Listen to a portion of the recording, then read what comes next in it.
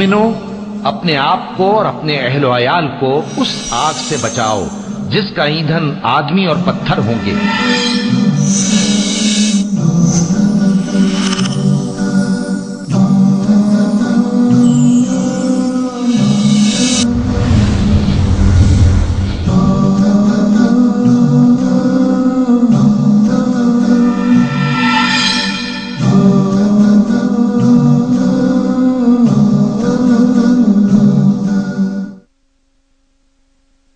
إن الحمد لله نحمده ونستعينه ونستغفره ونعوذ بالله من شرور أنفسنا وسيئات أعمالنا، من يهده الله فلا مضل له ومن يضلل فلا هادي له، وأشهد أن لا إله إلا الله وحده لا شريك له، وأشهد أن محمدا عبده ورسوله.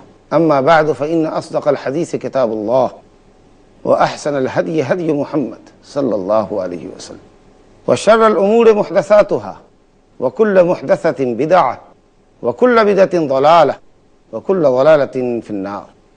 أعوذ بالله من الشيطان الرجيم. وقضى ربك ألا تعبدوا إلا إياه، وقضى ربك ألا تعبدوا إلا إياه وبالوالدين إحسانا، إما يبلغن عندك الكبر أحدهما أو كلاهما فلا تقل لهما أف ولا تنهرهما وقل لهما قولا كريما، واخفض لهما جناح الذل من الرحمة، وقل رب ارحمهما كما ربياني صغيرا. وقد قال النبي المصطفى صلى الله عليه وسلم: ألا أنبئكم بأكبر الكبائر؟ قلنا بلى يا رسول الله، قال الشرك بالله وعقوق الوالدين. وكان متكئا فجلس وقال: ألا وقول الزور، ألا وشهادة الزور. فما زال يكررها حتى قلنا ليته سكت. رواه الشيخان من حديث أبي بكر رضی اللہ عنہ.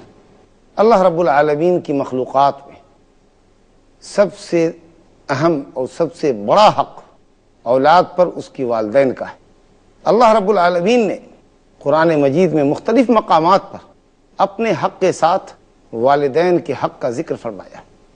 حضرت عبداللہ بن عباس کہتے تھے کہ 3 چیزیں ایسی ہیں جو دوسری 3 چیزوں کے ساتھ جوڑ کر بیان کی گئی ہیں: اطیع اللہ و اطیع الرسول، جہاں اللہ نے اپنی اطاعت کا حکم فرمایا ہے، اپنے رسول محمد صلی اللہ علیہ وسلم کی اطاعت کا حکم فرمایا.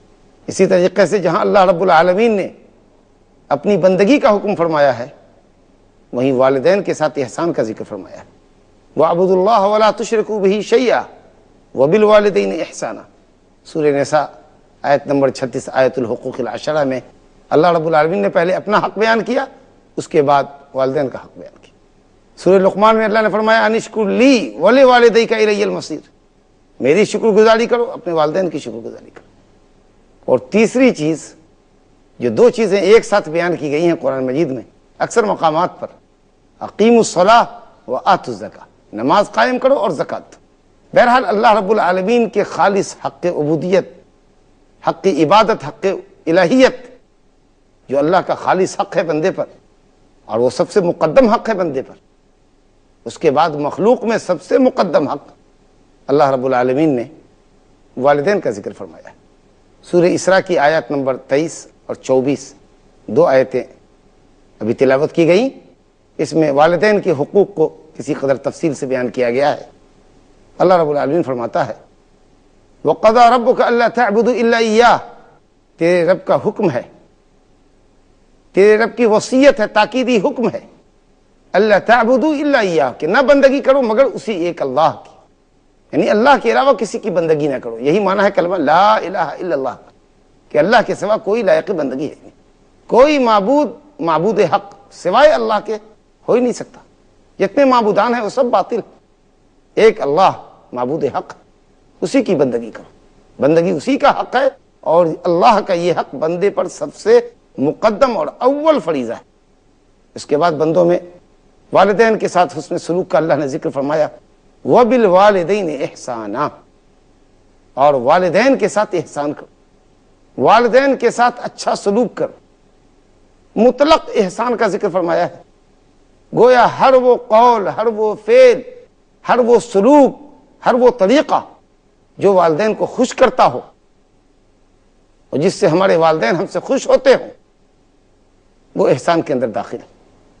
اور کوئی بھی قول، فعل، کردار، سلوک، طریقہ، ہماری کوئی بھی ایکٹیویٹی اگر ہمارے والدین کو ناراض کرتی ہو تو وہ عقوق الوالدین کے اندر ہے، احسان کی ضد ہے، الا یہ کہ والدین کو راضی کرنے میں اللہ اور اس کے رسول کی ناراضگی ہوتی ہو، تو ایسی صورت میں اللہ اور اس کا رسول زیادہ لائق ہے کہ اس کو خوش کیا جائے، چاہے دنیا کا کوئی بھی انسان، ایون ماں باپ کیوں نہ ہو، اگر وہ ناراض ہوتے ہیں تو ان کو ناراض کیا جائے، لیکن اللہ اور اس کے رسول کے خلاف ہرگز نہ جایا جائے۔ انما الطاعۃ فی المعروف لا طاعۃ لمخلوق فی معصیۃ الخالق۔ اللہ کے نبی صلی اللہ علیہ وسلم نے فرمایا کہ اللہ کی نافرمانی میں کسی مخلوق کی اطاعت نہیں، کسی کی بھی اطاعت، امام وقت کی، علماء وقت کی، والدین کی، کسی بڑے سے بڑے کی اطاعت صرف بھلی باتوں کے اندر ہوگی۔ اللہ رسول کے بموجب اگر کوئی حکم کرے گا تو اس کے حکم کی بجا آوری کی جائے گی، اللہ رسول کے خلاف کبھی کسی کی کوئی بات نہیں رکھی جا سکتی۔ تو اگر والدین بھی خلاف شرع کسی عمل کا ہم سے مطالبہ کرتے ہوں، ہمارے لیے جائز نہیں، ہم اپنے والدین کو سمجھائیں کہ ابا جان، امی جان، یہ شریعت میں منع ہے، اسلام اس کی اجازت نہیں دیتا۔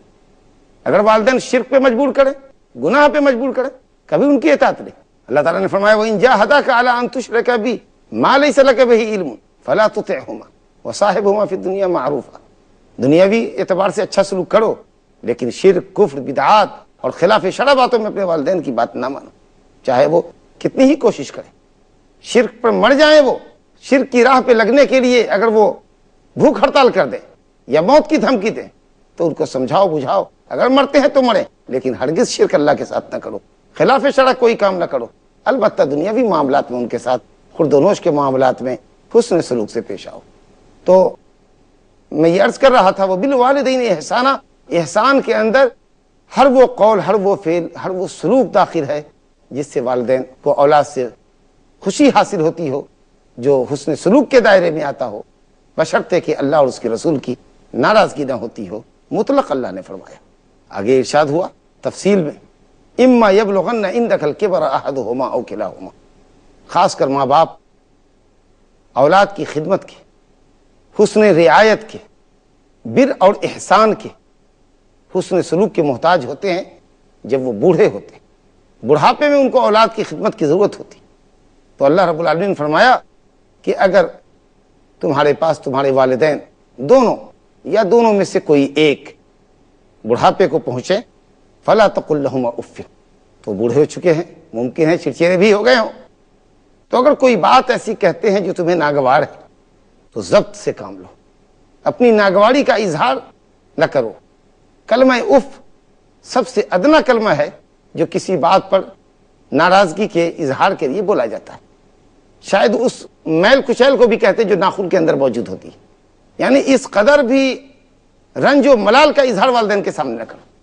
فلا تقل لهما اف ولا تنهرهما، ان کو نہ جھڑکو، ان کو نہ ڈانٹو، ان کو مت رلاؤ، ان کے سامنے چہرے بسوڑ کر مت آؤ، ان کو گرم نگاہوں سے نہ دیکھو، ان کے سامنے اترا کر فخر اور تکبر و غرور کا اظہار نہ کرو۔ وقل لهما قولا کریما، نہایت نرم شیریں بات کرو، نہایت نرمی کے ساتھ گفتگو کرو، ادب اور تمیز کو ملحوظ خاطر رکھو، کیونکہ دنیا میں سب سے زیادہ اگر قابل تقریب کوئی شخص ہے مخلوق میں تو وہ تمہارے والدین۔ قول کریم کے سلسلے میں علامہ قرطبی رحمہ اللہ نے اپنی تفسیر میں ابو البداح التجیبی کے حوالے سے نقل کیا ہے کہ انہوں نے سعید بن المسیب رحمہ اللہ سے دریافت کیا کہ قول کریم کا معنی کیا ہے۔ والدین کے حقوق کے سلسلے میں قرآن مجید میں جہاں جو بیان آیا ہے ہر لفظ کا معنی اور مفہوم میں سمجھتا ہوں، قول کریم نہیں سمجھتا۔ نرم بات، اچھی بات کیا ہو سکتی ہے، کس انداز سے بات کریں کہ وہ قول کریم ہو؟ تو سعید بن مسیب نے فرمایا رحمہ اللہ نے قول العبد المذنب لسید الفظ الغلیظ، ایک غلام جو گنہگار ہے، وہ غلام آج کا نوکر چاکر نہیں، اس زمانے کا غلام جہاں غلامی کا رواج تھا، جب رواج تھا بیچا اور خریدا جاتا ہے، زر خرید غلام، اور وہ مجرم ہو، گنہگار ہو، اور اس کا آقا نہایت بد زبان، سخت قلب، سخت مزاج ہو، بدخلق بد مزاج آقا کے سامنے مجرم غلام اپنے جرم کا اقبال کس طرح کرے گا، وہ کس طرح کھڑا ہوگا، وہ کس انداز سے گفتگو کرے گا، اب تصور کر لیجیے اس کا۔ یہ انداز اولاد کو اختیار کرنا چاہیے اپنے والدین سے مخاطب ہوتے ہوئے۔ وَقُلْ لَهُمَا قَوْلًا كَرِيمًا۔ آگے اللہ فرماتا ہے وَاخْفِضْ لَهُمَا جَنَاحَ الذُّلِّ مِنَ الرَّحْمَةِ، رحمت اور پیار اور شفقت کا مظاہرہ کرو، رحمت اور شفقت کرتے ہوئے عاجزی اور فروتنی کے ساتھ ان سے پیش آؤ، اپنے بازو عاجزی اور فروتنی کے بچھا دو، حد درجہ تواضع کا اظہار کرو۔ اس طریقہ سے اپنے بوڑھے ماں باپ کو اپنی آغوش شفقت اور محبت میں لے لو، جس طرح پرندہ، جس طرح مرغی چیل اور کووں سے بچانے کے لیے اپنے چھوٹے چھوٹے چوزوں کو اپنا پر پھیلا کر لے لیتی ہیں، یا جس طریقے سے بازو سمیٹ لیتی ہیں حفاظت کے لیے، اس طریقے سے تم گویا اپنے والدین کو آغوش رحمت میں لے لو۔ اور آگے اللہ رب العالمین نے دعا سکھلائی وَقُلْ رَبِّ ارْحَمْهُمَا كَمَا رَبَّيَانِي صَغِيرًا، زندگی میں بھی اور والدین کی موت کے بعد بھی ان کے حق میں دعا کرو، اے میرے رب۔ اس لفظ رب کے اندر بہت پیار ہے۔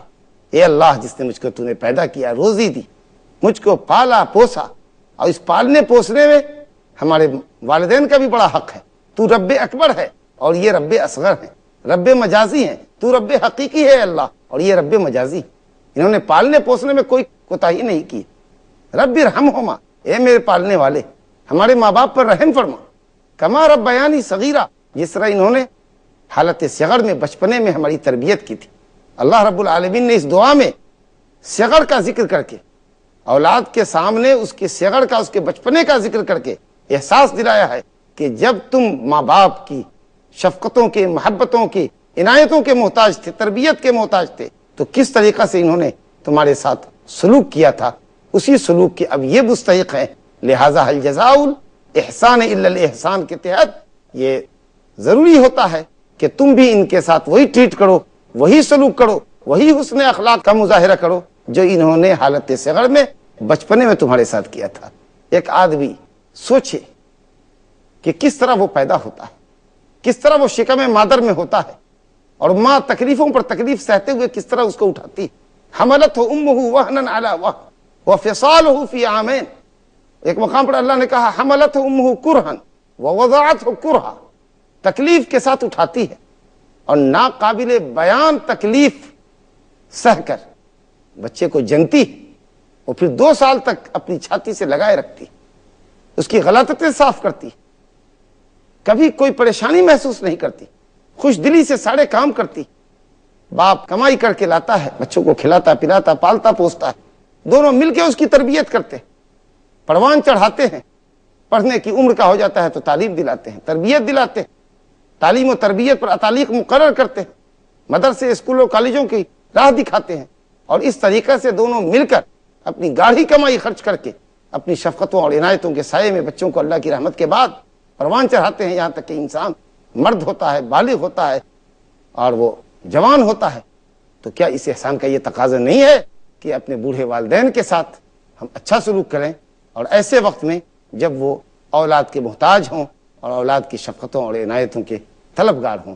جو شخص ایسا نہیں کرتا وہ رب تعالیٰ کا ناشکرہ ہے، وہ اپنے ماں باپ کا ناشکرہ ہے۔ جو اپنے والدین کو ناراض کر دے وہ اللہ رب العالمین کو کبھی خوش نہیں کر سکتا۔ نبی صلی اللہ علیہ وسلم نے فرمایا رضا اللہ فی رضا الوالدین وسخط اللہ فی سخط الوالدین، اللہ کی رضا و خوشنودی والدین کو راضی اور خوش کرنے میں ہے، اور اللہ کی ناراضگی والدین کو ناراض کرنے میں ہے، الا یہ کہ والدین کی ناراضگی اگر کفر و شرک کے سبب ہو رہی ہے، حق کے خلاف ہو رہی ہے، تب تو ان کو ناراض کر دیا جائے، اللہ رسول کے خلاف نہ کیا جائے۔ لیکن اگر اللہ رسول کی کہیں مخالفت نہیں ہو رہی ہے تو والدین کو ہر حال میں راضی کرنے اور خوش کرنے کی کوشش کرنی چاہیے۔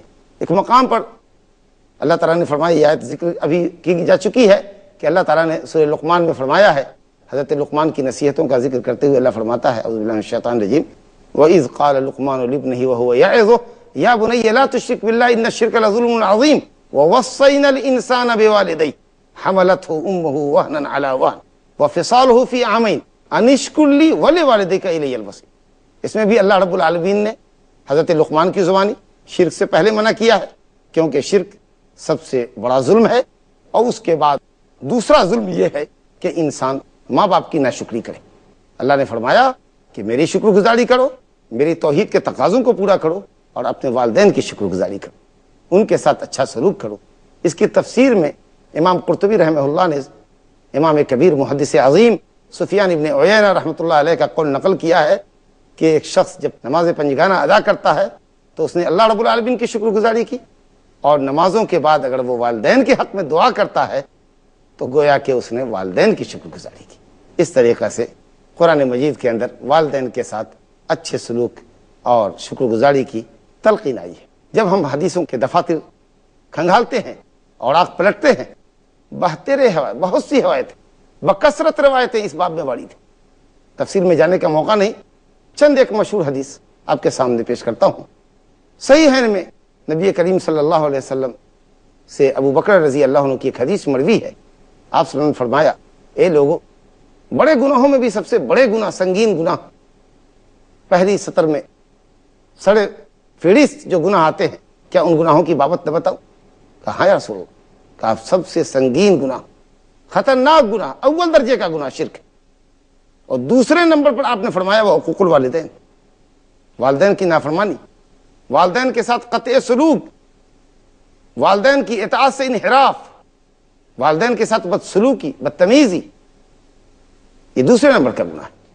پھر نبی صلی اللہ علیہ وسلم لیٹ کر تھے، آپ سنبھل کے بیٹھے، اور جھوٹ بولنے سے، جھوٹی گواہی دینے سے آپ نے بار بار لوگوں کو منع کیا، کیونکہ آدمی جھوٹ بولنے میں، جھوٹی گواہی دینے میں لحاظ نہیں کرتا، یوں بالکل وہ اس کو آسان سمجھ کر ایزیلی بولتا جاتا ہے، پرواہ نہیں کرتا، حالانکہ اس سے دوسروں کے حقوق پامال ہوتے ہیں۔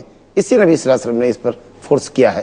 ایسا نہیں سمجھنا چاہیے کہ جھوٹ گناہ کبیرہ تو ہے، لیکن والدین کی نافرمانی یا نعوذ باللہ شرک سے سنگین ہے، اس لیے آپ نے تکرار سے جھوٹ اور جھوٹی گواہی کا ذکر کیا، ایسی بات نہیں ہے۔ بہرحال آپ صلی اللہ علیہ وسلم نے دوسرے نمبر پر جس گناہ کا ذکر کیا ہے شرک کے بعد، وہ والدین کی نافرمانی۔ حضرت ابو ہریرہ رضی اللہ عنہ سے صحیحین میں روایت ہے، نبی صلی اللہ علیہ وسلم سے پوچھا گیا، من احق الناس بحسن صحابتی یا رسول اللہ، اے اللہ کے نبی، میری حسن صحبت، حسن رفاقت، حسن خدمت، حسن مودت و مروت، محبت کا سب سے زیادہ کون مستحق مخلوق میں؟ تو آپ نے فرمایا امک، تیری ماں۔ کہا پھر کون؟ کہا تیری ماں۔ ثم من؟ قال امک، تیسری مرتبہ بھی فرمایا تیری ماں، کیونکہ وہ پیٹ میں بچے کو اٹھاتی ہے، حمل میں تکلیف سے جنتی ہے، وہ تکلیف سے 2 سال تک دودھ پلاتی، اور چوتھی مرتبہ پوچھا ثم من؟ تو آپ نے فرمایا ابوک، تیرا باپ۔ گویا تربیت میں باپ کے ساتھ ماں شریک ہے، گویا 3 حق ماں کا اور 1 حق باپ کا ہے۔ بعض علماء نے لکھا ہے کہ بر اور احسان تو ماں کے ساتھ زیادہ کرنا چاہیے، لیکن اطاعت، حکم فرما برداری باپ کی زیادہ کرنی چاہیے، کیونکہ باپ قوام ہے، گھر کا نگراں ہے، ذمہ دار ہے۔ بہرحال اطاعت اور خدمت کا زیادہ حقدار ہمارے ماں باپ ہیں۔ نبی کریم صلی اللہ علیہ وسلم کے پاس ایک شخص آیا، یہ روایت بھی عبداللہ بن عمرو بن عاص کی صحیحین میں ہے۔ ایک شخص آیا، کہا یا رسول اللہ جئتک لأبایعک علی الہجرۃ والجہاد، میں آپ کے پاس آیا ہوں ہجرت اور جہاد کی بیعت کرنے کے لیے۔ تو آپ نے فرمایا کہ کیا تمہارے والدین زندہ ہیں؟ کہا ہاں۔